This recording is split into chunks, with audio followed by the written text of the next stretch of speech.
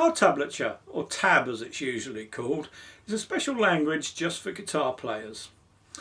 And like any special language, it takes a little while to learn to get used to. But in this lesson we're just going to go over the basics of it to get you off to a good start with it. Now, tab takes the 6 strings of the guitar and represents them as 6 lines. Sometimes, but not always, you'll see these marked by the open string note names at the beginning, which most of the time will of course be our EADGBE notes, the elephants and donkeys.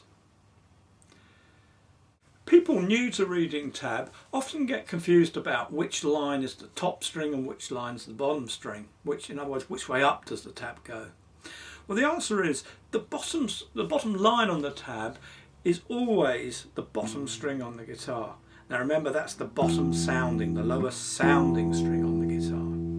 It's also worth bearing in mind that when you look at your fretboard, you're looking at it like that. In effect, because your head is upside down, that string appears at the top and that one appears at the bottom. So that's the view you get when you're looking at tab as well. So I hope that helps sort that confusion out. Now, on this site we also make a point of putting the letter names for the strings, the open strings, at the beginning of each line of tab, and we differentiate between the bottom E and the top E. The bottom E will always be a capital E, the top E will always be a lowercase e. So that's another little clue just to keep reminding you which way it's oriented. Now, numbers placed on the lines on the tab simply indicate which fret to play notes at. Now, here is another point that sometimes throws people a bit when they first try and understand tab. Unlike chord diagrams, tab contains time, which means that the numbers on the lines should be read sequentially from left to right. So looking at the tab on the screen now, this tells us that the first thing to do is to play the A string at fret 0.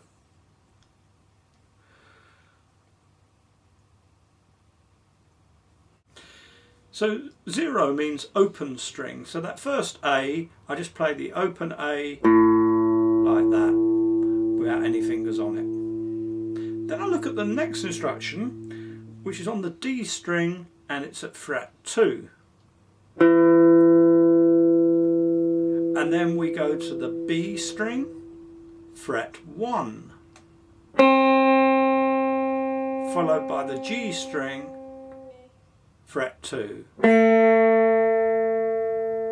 So that's open A string, D at fret 2, B string at fret 1, G string at fret 2. Here's the right hand view.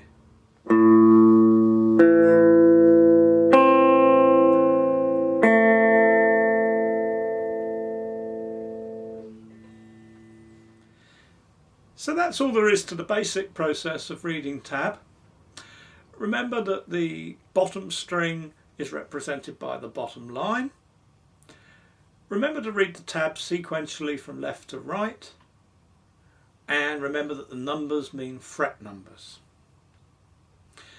So have a go now at playing both these bars before we move on. We'll flash them up on the screen here. You can pause the video and have a little practice. Okay, did it sound something like this?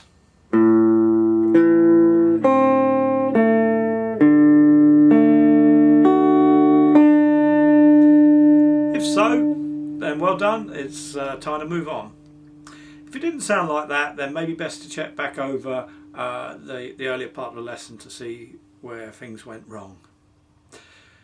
Alright, now chords can look pretty scary in tab. Here are 2 chords that you might be familiar with, A minor and D. And you can see here we've shown you what they look like in tab, just a pile of numbers piled up on top of each other, and the more traditional chord diagram. Most people would find the grid diagram representation of the chord much easier to follow than the tab. One trick is to mentally turn the grids through 90 degrees and line them up on the tab, ignoring the finger numbers on the grid diagrams. You can see how the numbers on the tab direct you to place your fingers on the fretboard. Hope that makes sense as you look at it. It's a bit of a knack that comes with practice.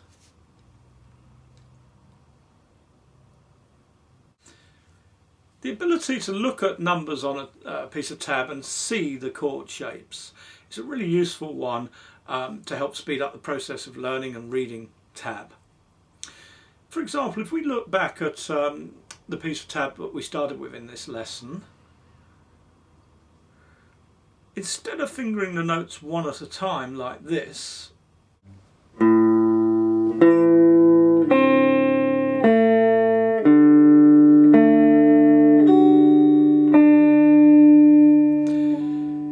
if we look at each bar and see the shapes behind the numbers,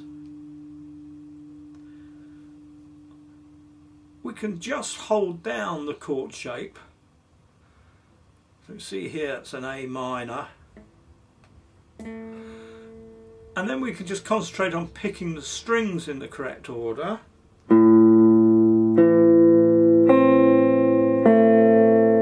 Before changing to the next shape. And